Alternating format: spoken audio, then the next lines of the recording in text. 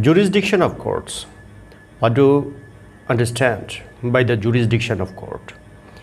Every suit shall be instituted in the court of the lowest court competent to try it, discuss, mentioning the relevant laws. Jurisdiction of a court. Jurisdiction of a court means such power of a court based upon which the court may take cognizance, dispose, order, or enforce the judgment by executing a decree. Every suit shall be instituted in the court of the lowest court competent to try it. According to Section 15 of the Code of Civil Procedure, every suit shall be instituted in the court of the lowest court competent to try it. Section 15 describes the general principles of filing the suit in a court. However, to determine the court of the lowest court competent to try it, the pecuniary jurisdiction of the court is to be taken into account, because the court of lowest court is to be determined by the pecuniary jurisdiction of the court. Example, the court of lowest court competent to try a suit valuing up to 15 lakh taka is the assistant judge. According to Section 6, no court shall try any suit the subject matter of which exceeds the pecuniary jurisdiction of the court. The object of Section 15 is to reduce the backlog of cases of the higher courts, because if all the suits are filed in the same court, the higher courts shall be steadied by the backlog of cases. Therefore, every suit shall be filed to the court of lowest court competent to try it. What is limit of pecuniary jurisdiction of a district judge in an appeal? In an appellate jurisdiction, a civil court only take the legal issue into account. Do we agree? Explain. Pecuniary limit of a district judge. According to Section 21 of the Code of the Civil Courts Acts 1887, the pecuniary appellate jurisdiction of a district judge is up to 5 crore taka. In applying the appellate jurisdiction, the appellate court can only take the legal issue into account. Do you agree with the proposition?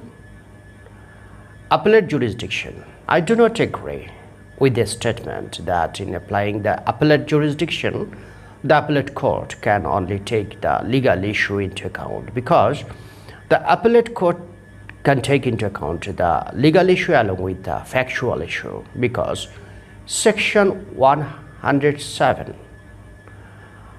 of the Code of Civil Procedure, in providing the jurisdiction of appellate court, has empowered it to dispose of suit finally. Therefore, in applying the appellate jurisdiction, the appellate court shall take both the legal issues and the factual issues into account for disposing of the suit finally. P is a patient who is a resident of Noakhali district. P buys some medicine from the shop of R at Chittagong in accordance with the prescription of Q working in Chittagong. P dies in Lokhipur after taking those medicines. A pharmacist from Dhaka informs the son of P that those medicines were made in a factory of S situated in Dhaka with elements supplied by T, who resides in Kustia, and those medicines were adulterated. The son of the deceased wants to sue. In such a case, in which court, against whom, and which kind of suit may be filed? Describe. Facts. P is a patient who resides in Noakhali. P bought some medicine from the shop of R situated in Chittagong in accordance with the prescription of Q, a doctor who resides in Chittagong. P dies after taking those medicines. A pharmacist in Dhaka informs the son of P that those medicines were made in the factory of S, situated in Dhaka, with the elements supplied by T, who resides in Kustia. The son of the deceased wants to sue. In which court the suit can be filed? The son of the deceased can file a suit in a court of competent jurisdiction situated in Lakhipur, Chittagong, or Dhaka. Which kind of suit may be filed?